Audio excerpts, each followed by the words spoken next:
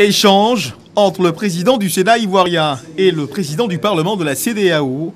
Une visite de courtoisie qui revêt également un autre aspect, rendre compte au président du Sénat ivoirien, Ahoussou Diogano, de certaines réflexions des parlementaires de la CEDEAO qui, depuis le 13 septembre dernier, sont en séminaire en Côte d'Ivoire. Nous avons l'obligation d'aller vers les dirigeants des États pour leur parler des difficultés que nous rencontrons dans la mise en œuvre de notre mission.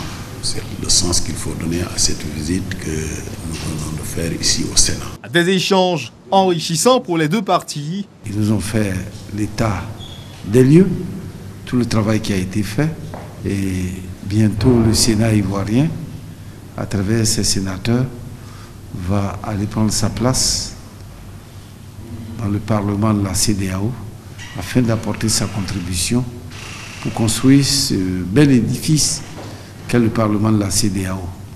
Nous avons formulé le vœu que le Parlement de la CEDEAO vienne s'installer à Yamoussoukro, qui est le siège officiel du Sénat ivoirien, afin que la Côte d'Ivoire, qui a été absente pendant 10 ans au Parlement de la CEDEAO, retrouve sa place dans toute sa splendeur dans le cadre de la CEDEAO. Zone de libre-échange continentale africaine, rôle des communautés économiques régionales, le thème de ce séminaire qui a rassemblé les parlementaires de la CEDEAO sur le sol ivoirien, un thème qui épouse pleinement la vision d'une intégration réussie des peuples.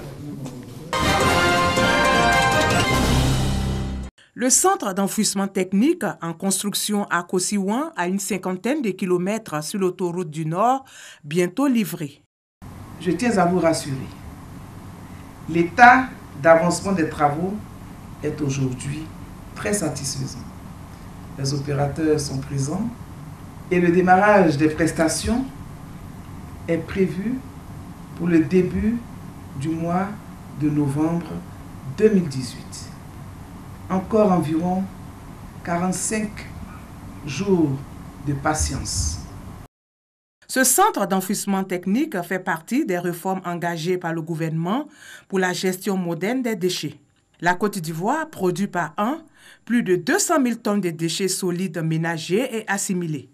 Dans le district autonome d'Abidjan, ce sont un peu plus de 4 900 tonnes de déchets qui sont produits chaque jour, soit environ 1 800 000 tonnes par an.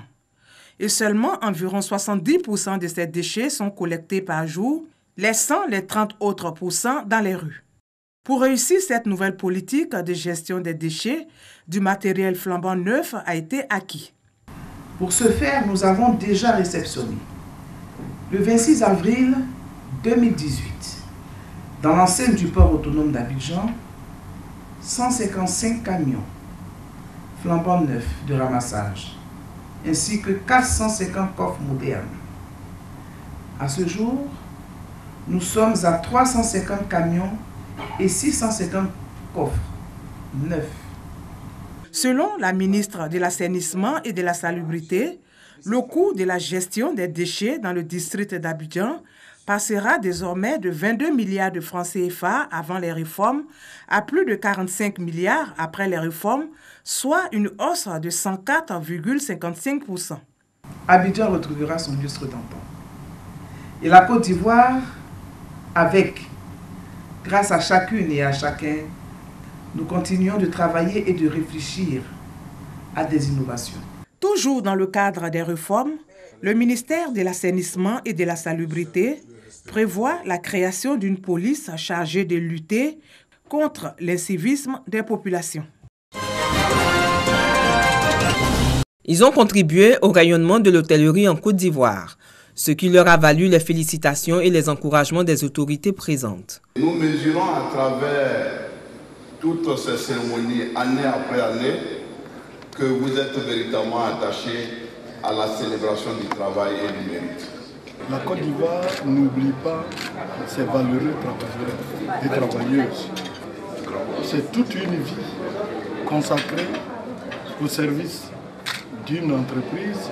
Ces 121 agents de la Société des Palaces du Cocody SPDC ont été honorés pour leur mérite professionnel et leur abnégation au travail. Les uns et les autres ont passé 30 ans en activité, 39 ans en activité.